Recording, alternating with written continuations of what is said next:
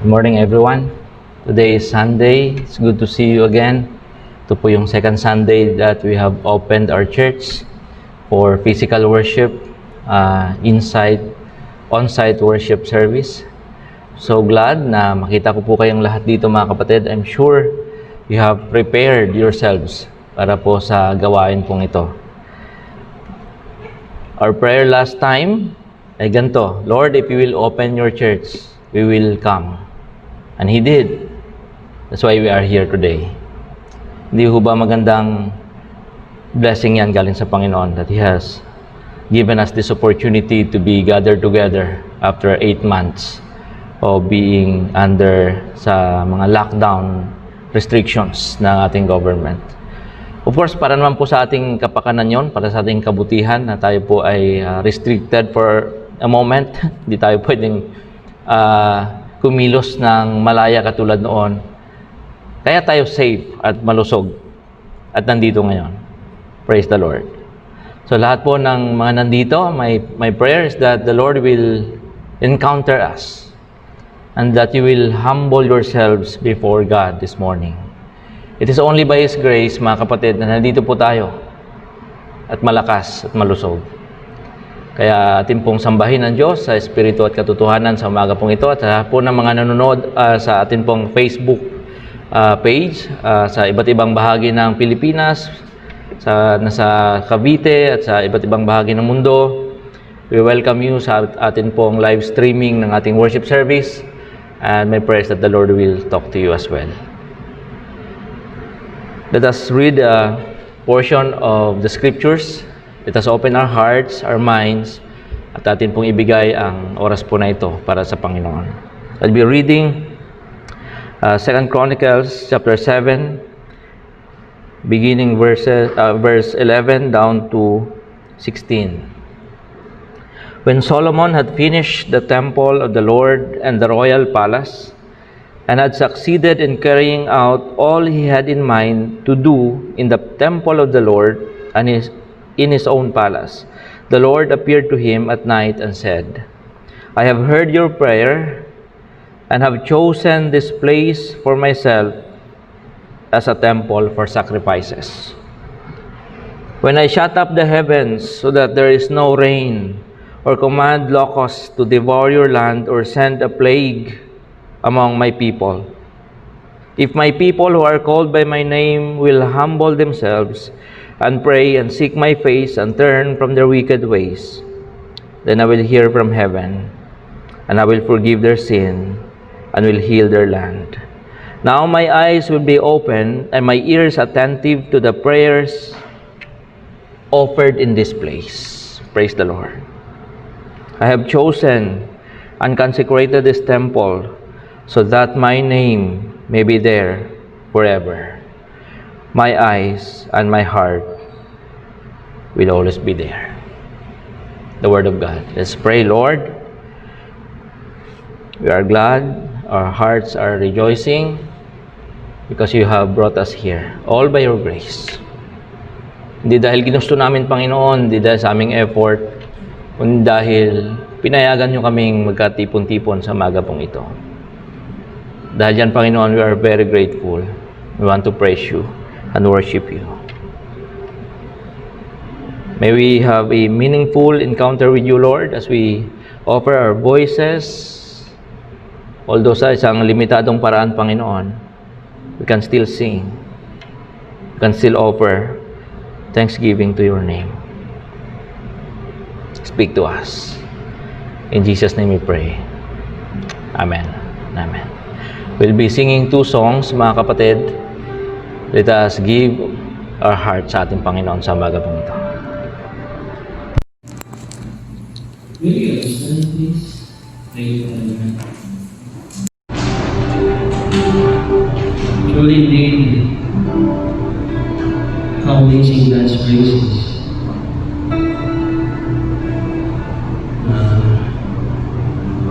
Kahit na nasa mahirap tayo kalagayan ng God is still faithful.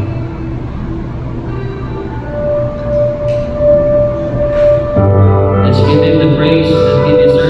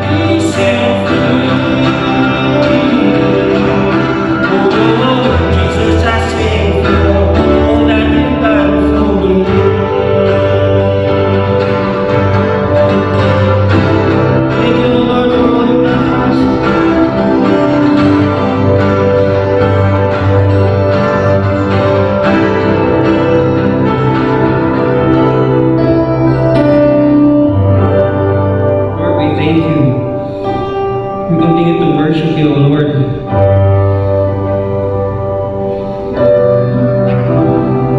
For we remember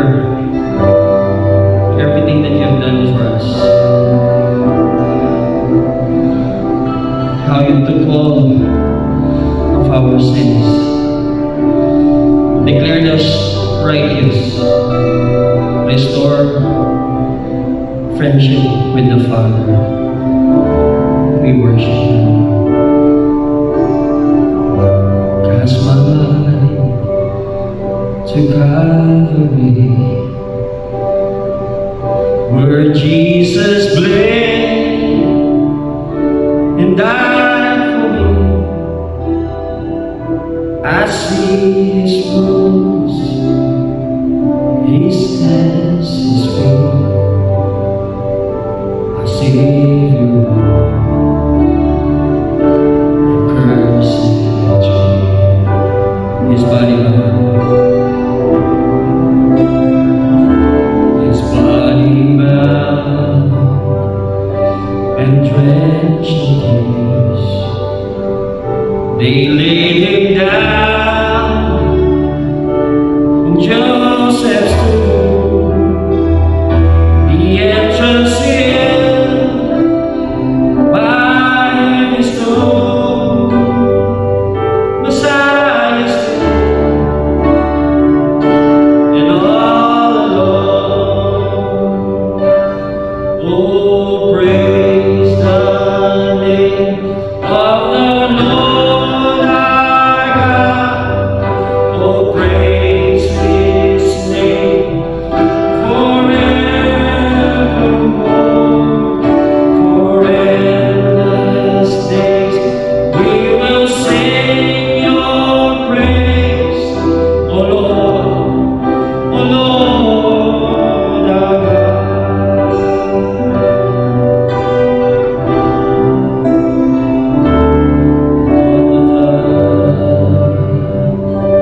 At break of dawn,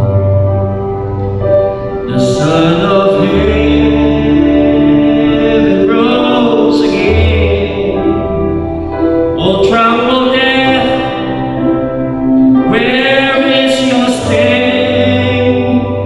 The angels roar for Christ the King. Oh, praise His name. Oh, praise His name. Of the Lord our God. Oh, praise His name forevermore. For endless days we will sing your praise, O Lord, O Lord our God. As we wait for His return, we will be prepared. He shall return in robes of white. The blazing sun shall pierce the night, and we will rise amongst the saints. My gaze transfixed on Jesus' face.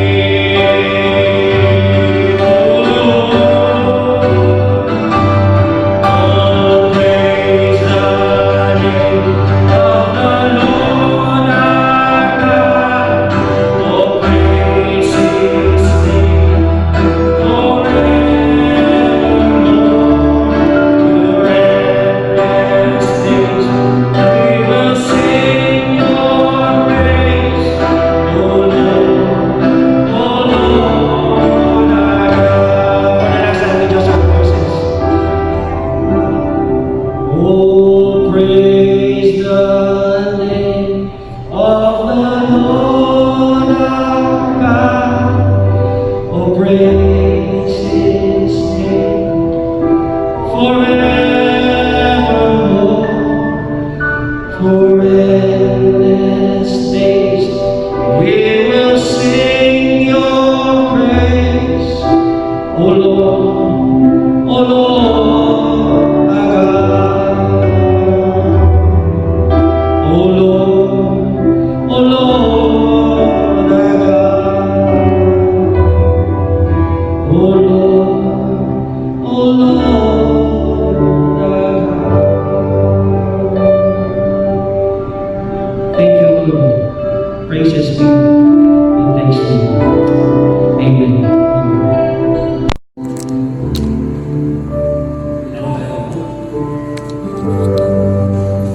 mag-umpisa mga kapatid, pwede mo bang pakikawayan nyo lang yung inyong nasa paligid para ma-recognize lang kayo, but do not remove your face mask and your face shields. Suot nyo lang po sila. Yan yung ating new normal when we welcome our members. When we see each other, we just wave, no? Kasi hindi ho tayo pwedeng mag-handshake, walang beso-beso muna, walang mag-hug. But we understand na kailangan nating sumunod sa mga protocols. Again, good morning mga kapatid sa All Generation Church. I'm very glad na the Lord has brought us here. Sabi ko kanina, all because of His grace. And today is the second message sa atin pong series na may pamagat na The Promise of Better Days. Yung pangako ng mga maganda at mabubuting mga araw na darating sa atin sa awat habag ng Panginoon as we anticipate Christmas. Dati akala natin one month lang yung lockdown, no? Okay lang yan, lockdown, kasi 1 month lang yan. 1 month hanggang naging 8 months na ngayon, and then magki-Christmas na lumabas na si Joe Marie Chan, matagal na panahon na, nandiyan pa rin yung COVID. But we are here this morning. The Lord has been good to us. Mga kapatid, this series will discuss about the promise, yung pangako na binigay sa Old Testament ng Diyos. We're talking about hundreds of years dito mga kapatid, bago siya na-fulfill sa New Testament. And before we celebrate Christmas, let us all understand the background. You know, the background of the coming of the Messiah. Yung pagdating, ano ba yung background dito? Ano yung setting, yung context ng mga promises na to ng Panginoon. Sabi ko kanina, dating back hundreds of years. Ang Panginoon pag nangako, hundreds of years, no? Tayo 8 months ng lockdown, aburido na tayo. Di ba? Hundreds of years, maybe thousands. Gusto ng Panginoon. Well, huwag naman sana, Lord. But itong pangako na pinag-uusapan natin dito, hundreds of years, mga kapatid, prior to the actual event. Last week, we discussed God's promise of Emmanuel. Yan, Emmanuel. Yung ang Diyos ay kasama natin. And today, we will talk about God's promise of peace in the midst of chaos. Yung kapayapaan sa ating mga puso, sa gitna ng kaguluhan sa mundo at kalituhan. Ito pong sermon na to will be in the form of series of questions. So, kung naghanap kayo ng points mamaya, questions yung points. And the title is The Promise of Peace. Yan, ang pangako ng kapayapaan. Taas po nyo yung kamay ngayon kung hindi nyo ito inaasam. Pastor, okay lang yan. Makang kaya pa, no? I think lahat po tayo kailangan natin ito. So, the promise of peace. And our scripture is found in the Old Testament book of Micah. Chapter 5, verses 1 to 5. At kung kayo po may mga Bibles dyan sa inyong mga kinaupuan, digital man yan o printed na katulad ko. Pero yung aking printed, nilipat ko na rin dito para diretso na. Samahan niyo po ako sa pagbabasa. Micah chapter 5, verses 1 to 5. Sabi po dito, marshal your troops, city of troops. For a siege is laid against us. They will strike Israel's ruler on the cheek with a rod. But you, Bethlehem Ephratah, though you are small among the clans of Judah, out of you will come for me one who will be ruler over Israel, whose origins are from of old, from ancient times. Therefore Israel will be abandoned until the time when she who is in labor bears a son, and the rest of his brothers return to join the Israelites. He will stand and shepherd his flock in the strength of the Lord, in the majesty of the name of the Lord his God, and they will live securely. For then his greatness will reach to the ends of the earth, and he will be our peace. He will be our peace. When the Assyrians invade our land and march through our fortresses, we will raise against them 7 shepherds, even 8 commanders.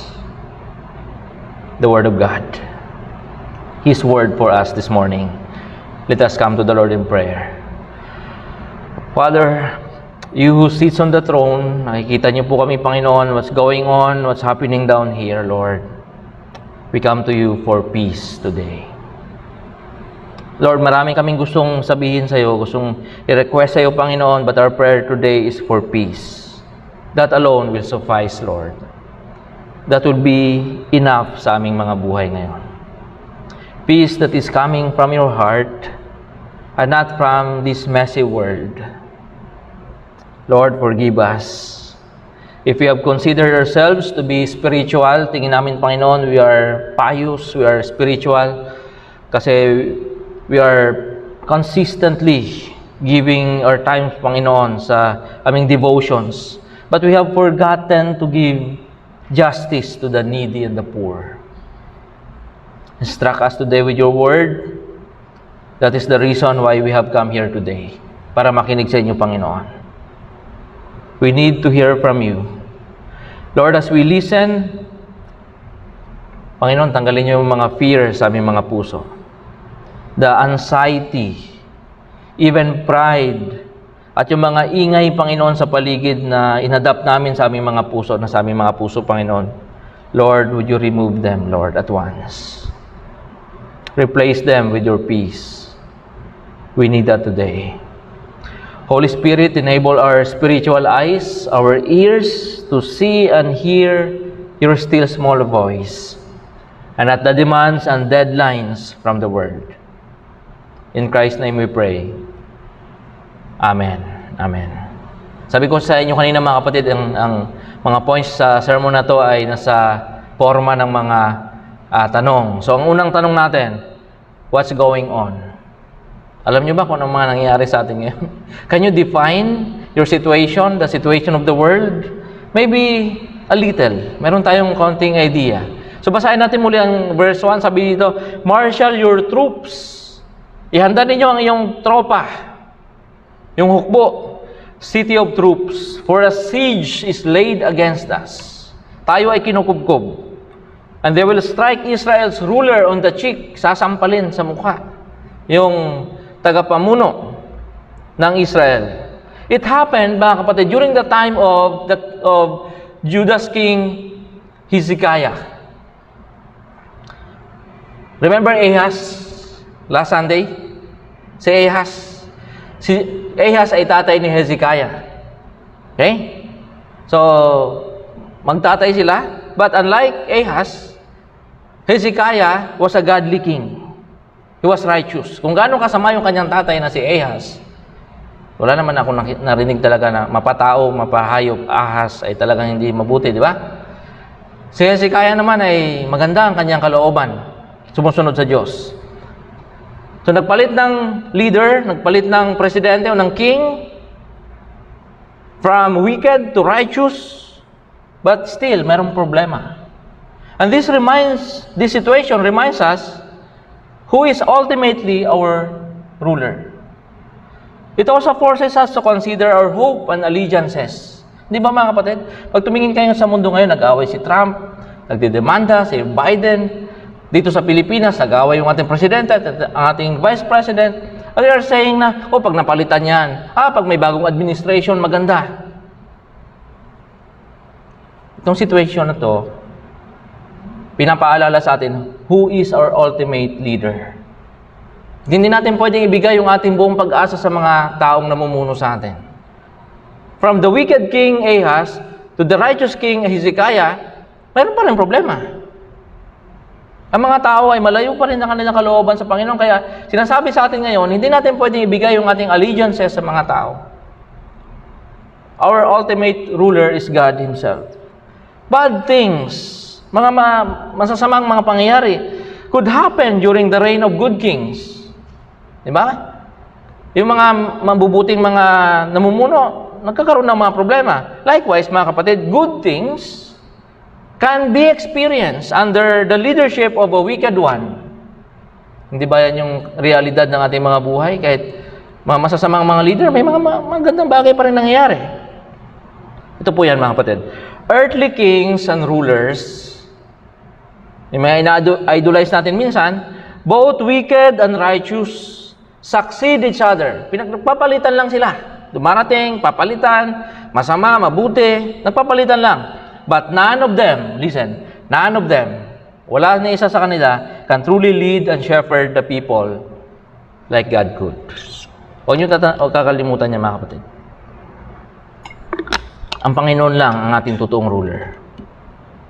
The admonition, marshal your troops, ihanda yung ating troops, sabi dito, is an encouragement for vigilance. Maging mapagmatsyag. Diba? And readiness to defend the city. Pero itong malungkot yan. But he could not go beyond that. It's an encouragement na maghanda, pero wala na silang pwedeng gawin maliban sa paghahanda. Why? Because the Assyrians, pinag-uusapan pa rin natin ito, mamaya explain ko bakit. Pinag-uusapan pa natin to last Sunday, yung mga Assyrians, na mga mananakop, na mga malulupit na mga tao, they are too powerful for Israel, for Jerusalem. Wala ko silang pwedeng gawin, kundi manatili doon sa loob ng kanilang city na napapaligiran ng wall in the defensive position. And it was very humbling. Alam mo yun, nandyan yung kaaway sa paligid, tapos wala kang magawa. Diba? Parang COVID lang yan eh. Nandyan lang sila, hindi natin nakikita, pero wala tayong magawa. We know the enemy is there. We know it could annihilate us. Annihilate, mga kapatid, isang English word na ibig sabihin ay pwede tayong burahin sa mapa. Pwede kang tanggalin sa balat ng lupa. Yung ibig sabihin yan. Anytime, but all we can do is to make preparations. Follow the protocols. Follow the guidelines.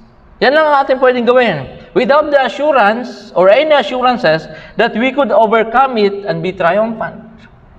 Well, sabi nila, mayroon na daw vaccine sa US. But it could take 6 months to 1 year bago pa makarating sa atin. So, ganun pa natin siya katagal antayin. At yung period na yan, pinakamagandang gawin is to seek refuge sa ating Panginoon. In Hezekiah's time, mga kapatid, it was the Assyrians. Nandyan lang sa labas ng kanilang wall. Kinukubkub sila. Now, it is COVID sa ating sitwasyon. Plus, natural disasters that are threatening our very existence. Saan ka ba naman nakakita ng isang bansa na 6 na malalakas na bagyo sa isang buwan? Ang bibisita. And that is, mayroon pa tayong COVID na hinaharap. But I think there is one more serious, makinig, and fatal threat. One more. Ano po ito? A heart that is slowly drifting away from God and His church. You check your heart today. What happened to you sa loob ng 8 months na lockdown? Pinagbibintangan natin yung COVID, yung mga natural disasters, pero kumusta yung puso mo ngayon? Baka mas delikado na yung kalagayan niya. It could be because of self-indulgence. Nasarapan ka nang hindi nagsisimba. Diba? Nasarapan ka nang hindi nagpupunta sa church.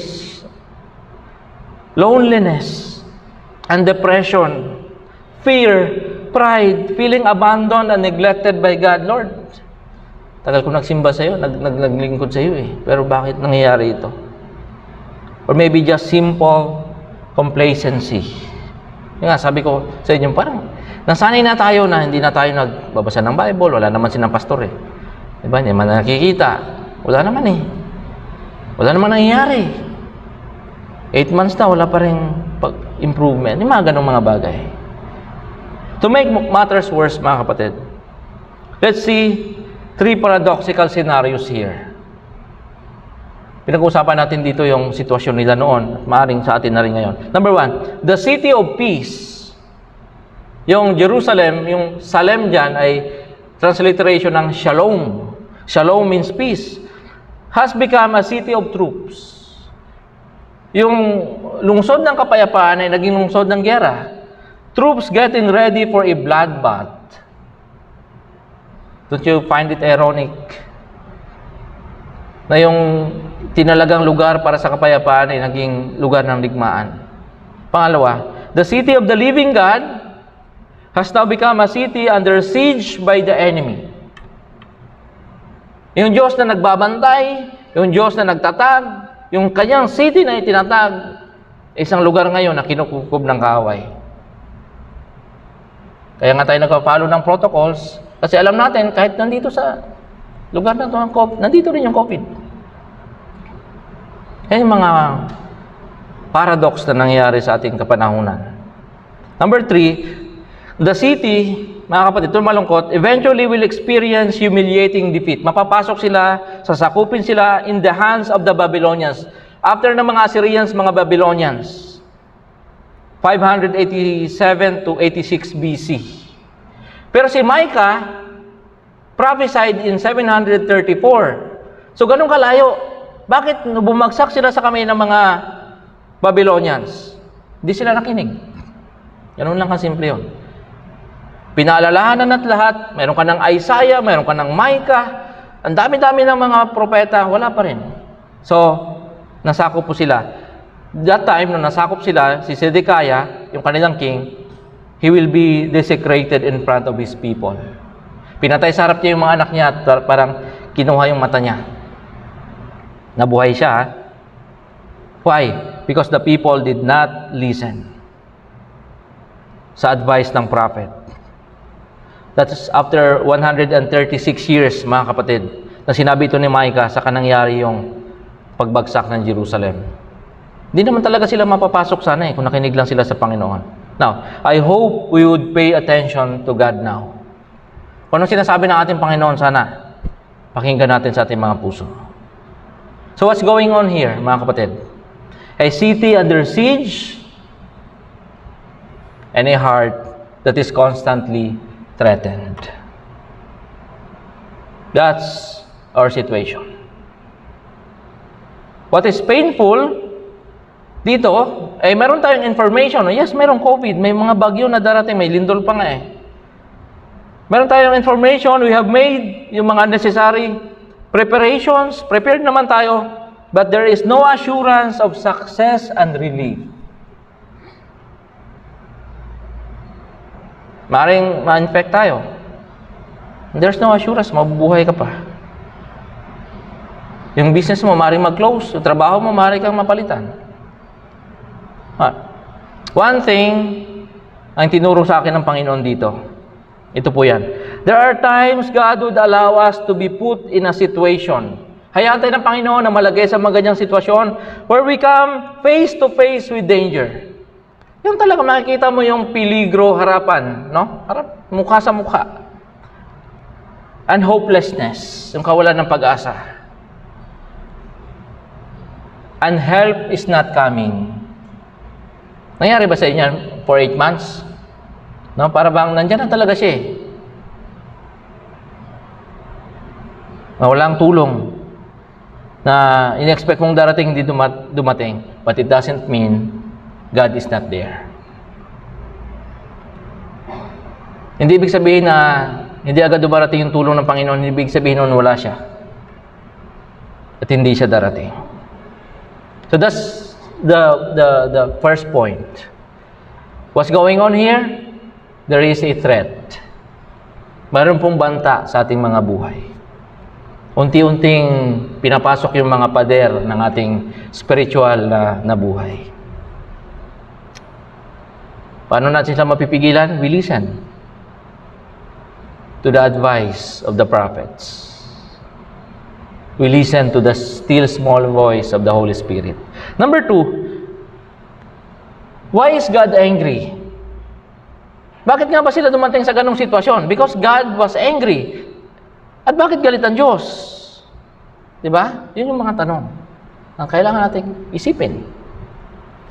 Alam niyo, pag nalagay tayo sa isang sitwasyon na ganito, naalala natin that God is powerful, He is righteous, He is loving.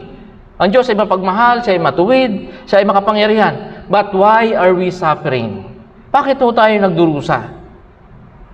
That's the question. It's high time we look at our deeds, yung ating mga gawa, and find out what angered God. Ano yung naging dahilan na nagalit ang Diyos? And hopefully we could glean some gems, no? Yung ilang mga butil ng ginto dito. Because this is very true today. Sa kanilang kapanahunan at sa palagay ko hanggang sa ngayon, no? Mayroon pong dalawang kasalanan ng Israel. Hindi talaga sila naka-move on dito, mga kapatid. Kaya paulit-ulit sila nasasakop, na pupunta sa exile, napapahirapan. Dalawang kasalanan. Number 1, idolatrous and abominable worship. Isang worship sa Diyos-Diyosan. Nakasuklam-suklam sa Diyos. Paulit-ulit yan. Basahin nyo yung buong Bible. Yan. Paulit-ulit, cycle. Pangalawa, ito hindi ganong nababanggit po ito. Injustice and violence against the weak and powerless. Yung karahasan at pangapi sa mga mahihirap at mahihina. Kung gaano kagalit ang Diyos sa idolatry, ganoon din po siya kagalit dito sa number 2. Now, si Prophets Micah and Isaiah were contemporaries. Sabay po silang nag-proclaim. Sabay po sila. Magkaiba lang ng lugar. Isaiah lived and prophesied inside the city walls. Parang ganito yan. Si Isaiah ay city boy. At siya po ay aristocrat. Nandun siya sa palasyo. May access siya sa palace. May access siya sa temple. May access siya sa king. Because he was born na mayaman. Micah, on the other hand, was speaking from the countryside. Moreshet Gat, yung kanyang lugar, 40 kilometers southwest of Jerusalem. Kaya ang tawag sa kanya ay the rural prophet. Sa atin, taga-baryo ba? Or probinsyano? Yan, magkaiba sila, pero isa lang yung kanilang mensahe. Anong kanilang mensahe? Abandon idol worship and observe justice. Hindi pwedeng sabihin na magsimba lang tayo sa Diyos, maglingkod tayo sa Diyos, wala tayong pakialam sa ibang tao. Hindi, magkakasama po yan. Many think that idolatry was the sole reason for the exile. Kaya daw na-exile yung Israel, kaya sila nasakop because of idolatry. Hindi lang po yun, mga kapatid. Because idolatry will always result in the absence of social justice. Pag ang mga tao hindi na naglilingkod sa totoong Diyos at sumasamba sa totoong Diyos, mayroon pong social injustices na mangyayari. And that is a sure recipe for disaster. Nakita natin yan sa Bible. Pansinin po ninyo yung pinakabuod na mensahe ni Micah. Micah chapter 6 verse 8, sabi diyan, He has shown you, O mortal, what is good. Ano daw diyan? And what does the Lord require of you? To act justly, and to love mercy, and to walk humbly with your God. Kita niyo yun? Devotion sa Panginoon, be humble before the Lord, but you do justice sa lipunan. Hindi mo yan pwedeng paghiwalayan. Obviously, hindi po ito yung senaryo sa kanilang kapanahonan. Si Micah na nasa sa probinsya at si Isaiah na nasa city, pareho nilang hindi nakita itong dalawang ito. Far from it, mga kapatid. Now, Isaiah. So, pag binasa mo si Micah, pag binasa mo si Isaiah, may connection niya kasi nga pareho sila contemporary sila. Again, last Sunday mayroon tayong play of words using Isaiah. Ganun siya ka-articulate. Ngayon naman gagamit na naman tayo ng play of words from Isaiah. Sabi dito sa Isaiah chapter 5 verse 7, sabi diyan, He looked for justice, mispat. Sa Hebrew, mispat, justice, but found bloodshed, mispak. Para hindi makalimutan talaga ng mga tao. For righteousness, si Daka, but heard cries of distress, si Aka. See? Hindi pwedeng maghiwalayin. Yan ang kanilang sitwasyon at yan yung tinalikuran ng mga tao, yung devotion sa Panginoon at paglilingkod sa kapwa-tao. Now, mga kapatid, I need to be very careful dito sa bagay na to. Hindi ko sinasabing katulad ng panahon ni Micah at ni Isaiah, pinaparusahan tayo ng Diyos through COVID, natural disasters. I'll be very careful. However, hindi ko rin sinasabi na hindi tama kung mag-isip tayo ng ganon. Let us just balance. Baka kasi, di ba, baka naman ginagamit ng Diyos ang COVID para i-remind ng mundo, hoy, Kahit gaano kayo ka-advance sa technology, ako pa rin na may control ng mundo. Hindi kayo ang gumagawa dapat ng mga schedules ng mga buhay ninyo at hindi ako kasama. One thing is sure, mga kapatid, this is not something that is unknown to God. Hindi ito pangyayaring hindi alam ng Diyos. Alam ito ng Diyos. Pinayagan niya ito. He allows it to happen. And this is not without a purpose. Meron pong purpose ang Panginoon dito. What is the greatest purpose of God in all this? Alam nyo, ito lang yun mga kapatid eh. Personal lang po ito, hindi ko sinasabing ito yung statement ng buong Olgen. Personal ko po ito. God wants to regain control of His church. And we must cooperate. You being here, ngayon, after 8 months hindi tayo nakita, tawag-tawag lang, text-text lang, Facebook lang, it's a manifestation that God is in control of this church. Wala naman kaming programang ginawa sa inyo. Kasi bawal, but you are still here. The Lord is reminding us, o kita mo? Hindi sa inyo ang church. Hindi sa mga pastor. Nakasalalay ang survival ng church. God wants to regain control of His church. Mga kapatid, our current situation now calls for justice to be dispensed by the church. Yes, napatunayan na siguro natin na tapat tayo sa Panginoon, hopefully. No? Natagamahal natin ang Diyos, pero mayroon pang isang bagay na kailangan nating tingnan, justice. You look at the news, and I hope na mag-time break kayo, no? Karoon kayo mag-time out kayo sa news. It helps. Nakakabawas ng depression. Baka kung nakakita nyo man nangyayari sa ating bansa. But we need to do something as God's people in the face of this humanitarian crisis. Mga kapatid, mga nandito ngayon at mga nanonood, I am calling for all faithful followers of Christ at Olgen. And even those who are watching now, kung saan man po kayo, if you are able, please help our church to raise funds for disaster relief.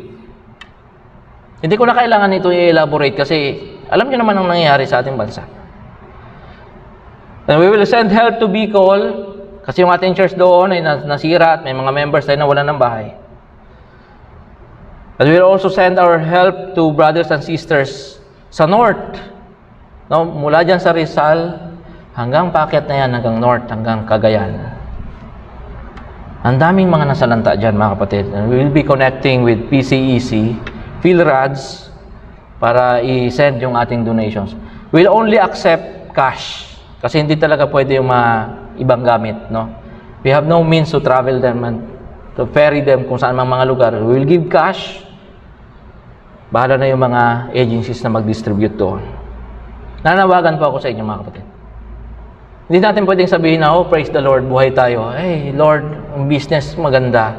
Panginoon, na-promote ako sa trabaho. At yung ibang naghihirap doon, tatalikuran lang natin. Hindi pwede. So, itong taon na ito, mga kapatid, yung ating annual na ginagawa na, naalala nyo, yung everybody's birthday ninyo, every December yan, di ba? Sa taong ito, gagawin natin siya ng 3 Sundays na magkakasunod. So, kung kino-convict kayo ng Panginoon, you want to help, no?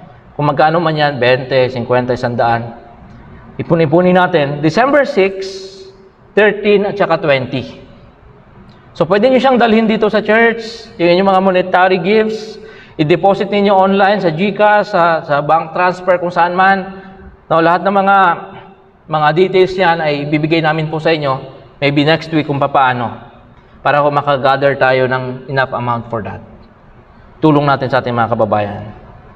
At kung ano man po, mga kapatid, whatever amount we can gather, ibibigay ho natin na buong puso. Again, details will follow para po dito, mga kapatid. I'm just calling. Buhay tayo ngayon, maayos tayo ngayon. But there are those who are suffering. Tulungan po natin sila. Let us pursue intimate worship of our Heavenly Father while at the same time pursuing justice in the society. Justice, ibig sabihin po nito yung paano ba natin tinitingnan yung ibang tao sa kanilang paghihirap at kahirapan ng kalooban at buhay ngayon. Let us fulfill God's purpose for the church. Specific purpose po ito in the midst of pandemic and natural disaster. Kung naghanap tayo ng kalooban ng Diyos, Lord, ano mang kalooban mo sa church? Itong kalooban ng Panginoon sa church. We remain faithful sa Kanya, and we are also mindful of the sufferings of other people. It is high time for all Gen to display our deep devotion to God and dispense justice as we extend our helping hands to the needy and suffering Filipinos. Meron po ako ditong binilhan ng artwork sa kapatid natin. I was impressed. It's very humbling. When I saw her post, sabi ko, this is something. Kasi yung 80% ay bibigay doon. Para may grupo no? I won't mention the name. God bless you, sister. Diba? Hindi pa tayo nananawagan, pero may mga tao na dito sa church na gusto talagang gawin ito. Third question. What is expected of us? So what's going on? Why God is angry? Alam natin, may dalawang bagay. What is expected of us? May dalawang bagay din po, mga kapatid. First, that we hear, see, and experience God and His restorative work in the midst of crisis. In-expect na marinig natin, makita natin at maranasan natin yung pagpapanauli ng Diyos sa lahat ng mga nasira sa panahon ng crisis. Itong narrative na to na ating binabasa ngayon ay very hopeful. No? Nagsasabi sila may pag-asa sa Diyos. But it is also important na hindi natin makakalimutan yung troubled times kung saan galing itong mga kwentong ito ng Book of Micah. Sabi diyan, verse 2. But you, Bethlehem, Ephratah, though you are small among the clans of Judah, out of you will come for me one who will be ruler over Israel, whose origins are from of old, from ancient times. Verse 2. Naghanap ang Panginoon ngayon ng mga lugar katulad ng Bethlehem. Nasabi dito, I will start my work of restoration. Hindi pa tapos ang ating problema. Sinabi ito ni Micah, hindi pa nangyayari yung pagbagsak ng Jerusalem, kasi sinabi niya na there will be restoration. I hope we will see God's hands. Hindi natin ma-miss sana yan, pangyayaring yan na gagawin ng Diyos. Pangalawa, places and people, in-expect ng Diyos to remain lowly and humble. Diba? God is the one who will act powerfully as their Savior and Redeemer. Bethlehem was small, maliit lang siya, humble, but gladly produced two kings. Sino po yung dalawang kings? Si David, saka si Jesus. Humble place, very small, agricultural place. If God is to come and rule this church, it must remain powerless and lowly. Yan ang tinuro sa atin ng COVID. Kung darating ang Diyos dito, i-welcome natin siya, in-expect ng Panginoon, ang church dapat powerless and lowly. There is no other way. It must remain weak. It must remain dependent. Nakadepende lang dapat sa Panginoon on the powerful arms of God. It must remain empty so God can fill it. Only Jesus is powerful and significant, and His followers ought not to compete with Him. Ang Diyos lang makapangyarihan. Ang Diyos lang ang significant, hindi ang church. Ang church must remain weak and powerful so we can depend on God. One day, I brought pastors to Palawan. Siguro mga 2011 siguro ito. Tinamin sa airport, sa plane. Of course, hindi naman, malalaman ba ng mga stewardess na pastor kami? Hindi naman, di ba? Oh, diretso. One. After us, ay may mga grupo ng mga madre. And they were greeted, they were assisted by the stewardess. Isa sa mga pastors, patay na siya ngayon. Sabi niya, dapat ganyan din tayo eh. Dapat ginagalang din tayo ng mga tao. Kasi mga lingkod din tayo ng Diyos. Parang totoo naman, di ba? Pero ngayon, naalala ko, hindi ganyan ang Diyos. Dapat obscure lang pala. So God can start making us powerful. Hindi sa standard ng mundo, kundi sa kanyang standard. Katulad ng Bethlehem.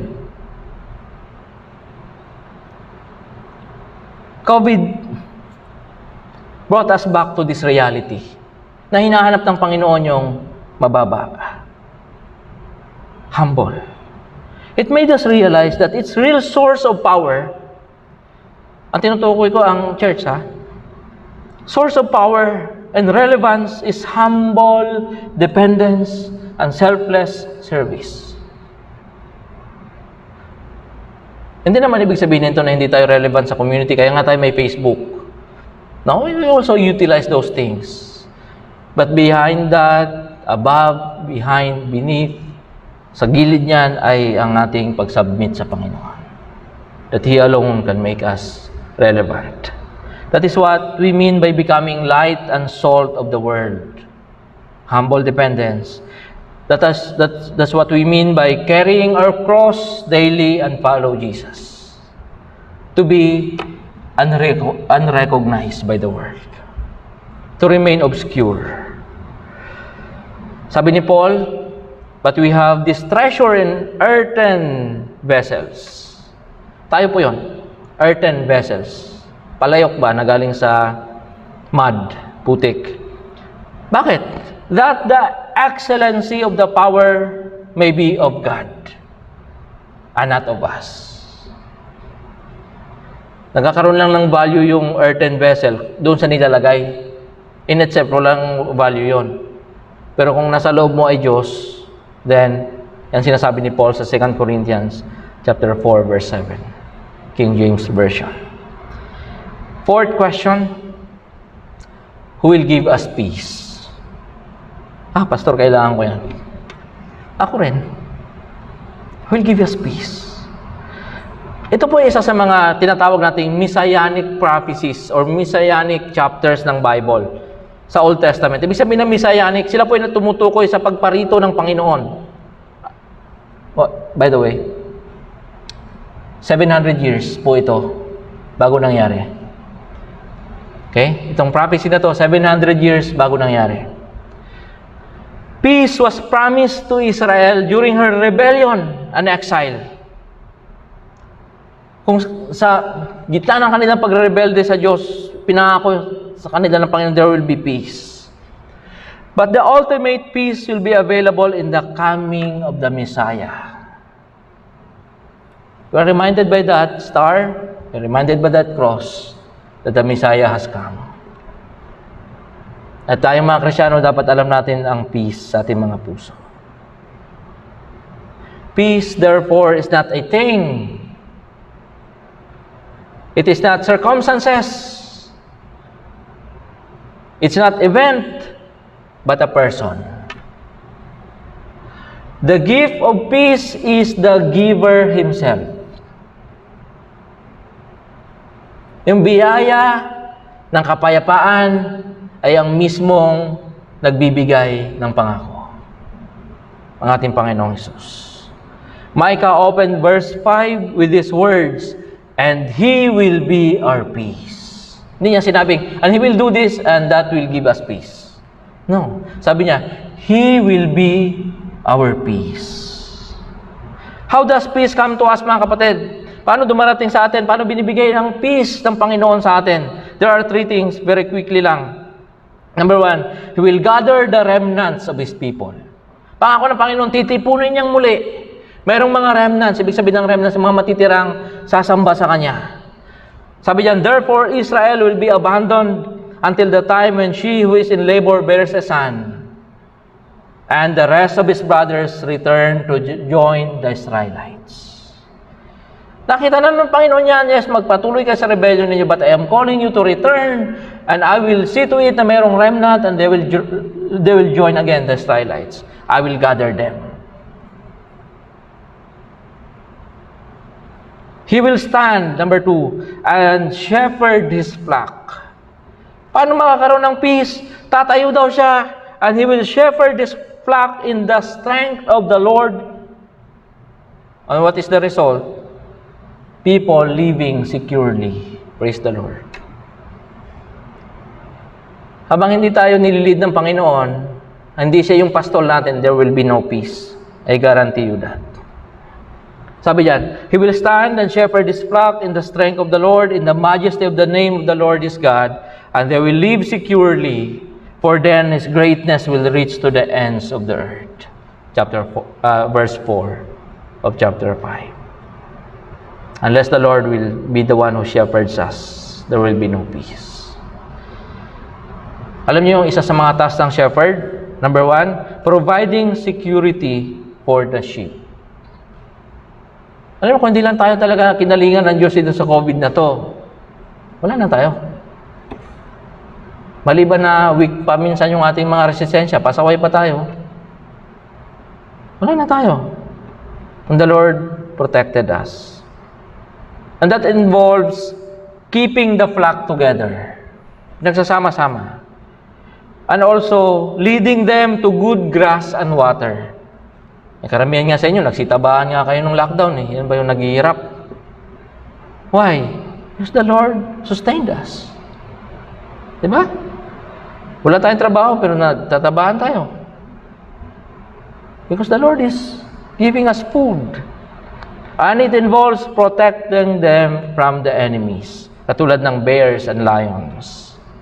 In this instance, mga kapatid, the ruler, who is also the Messiah, will perform those tasks for the children of Israel. Verse 3. Siya mismo yung shepherd. Number 3, by giving himself to us, he has become the ultimate source of our peace. Shalom. Dahil binigay niya ang kanyang sarili sa atin, siya mismo yung ultimate source of our peace. Makain kami ni Pastor Fritz last Friday, doon sa Centennial. In front of us ay mayroong isang Land Cruiser, saka isang Prado, and many other cars. Sabi ko, if you will have that, Pastor Fritz, would you be content? Would you experience peace? I like his answer, sabi niya, probably not. Why? Because peace is Jesus Himself living sa ating mga puso. Brothers and sisters in the Lord, our peace is Jesus Himself. Huwag mong kalilimutan yan. Jesus gave these words in John chapter 14, verse 27. And I pray that all of us, paglabas natin dito, will remember this verse, John 14, verse 27, as we struggle to survive and thrive in the world of chaos. Sabi ni Jesus, peace I leave with you. My peace I give you. I do not give you as the world gives, but do not let your hearts be troubled. And do not be afraid. What are these biblical passages sa OT at saka sa NT? Kasi sabi ko, ang tagal nito nangyari, 700 years. At sa atin ngayon na nag-antay tayo sa pagliligtas sa atin ng Panginoon. Bilang mga tao na mayroong pananampalataya, pag-asa, pag-ibig. Ano sinasabi ng mga biblical promises na to? Maaaring magtatagal pa ito ating sitwasyon. Ito po yun, mga kapatid. They are inviting us to look and live in the future. Kasi 700 years nga ito bago nangyari. Si Micah, alam niya. Yung mga tao, hindi nakinig. But Micah might have lived in the future without neglecting the present. Mamuhay tayo sa hinaharap, pero huwag nating isang tabi yung kasalukuyan and devaluing the past. Huwag din natin kalilimutan na in the past, the Lord has been faithful to us. As we anticipate Christmas, Let us enjoy a life of peace in Christ our Lord. Good morning mga kapatid. Pagpalaan tayo ng Panginoon.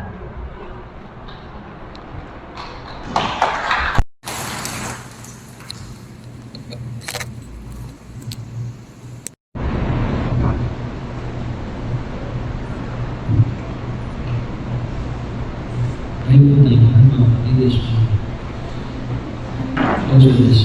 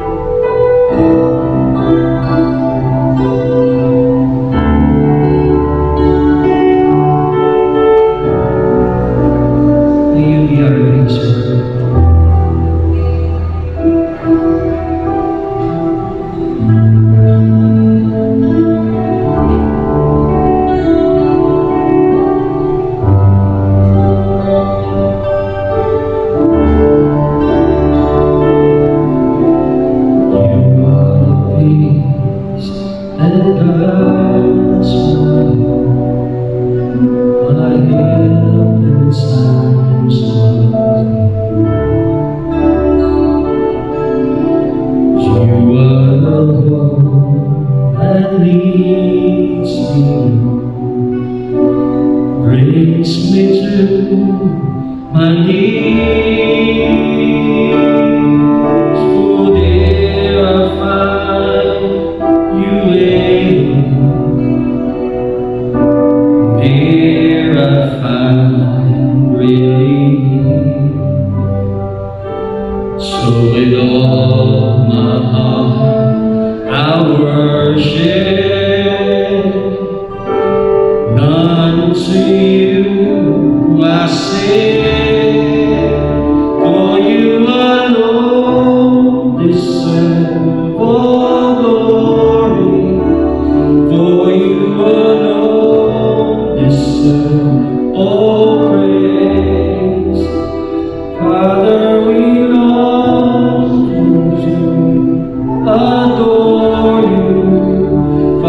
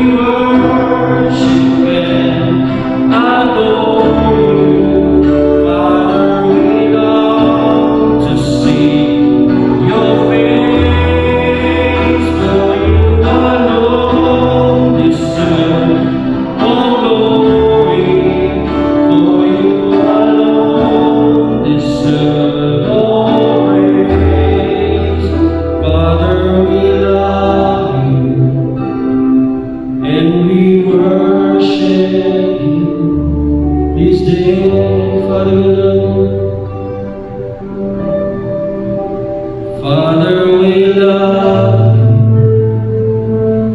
and we worship you these days.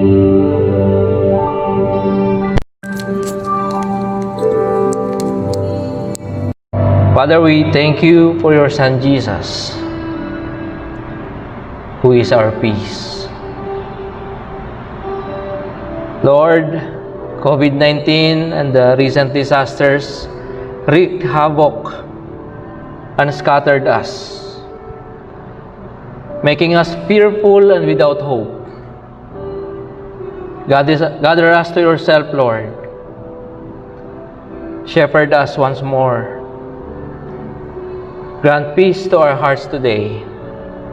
Bless your people, especially those who are in the front lines in this battle against COVID-19. The doctors, the nurses, the medical practitioners. Protect them, Lord. Our police and military personnel. Those who are in running the economy, bless them, Lord. Bless our economy as well, our government, and our national and local leaders. Have mercy on us as a nation, Lord. We look forward for next Sunday's worship. That is, if you will open this sanctuary again for us, then we will come and worship you here. Give your blessing to your children, Lord. May God bless you and keep you. My dear brothers and sisters, may He make His face to shine on you and be gracious to you. May the Lord lift up His countenance on you and give you peace. Amen and amen.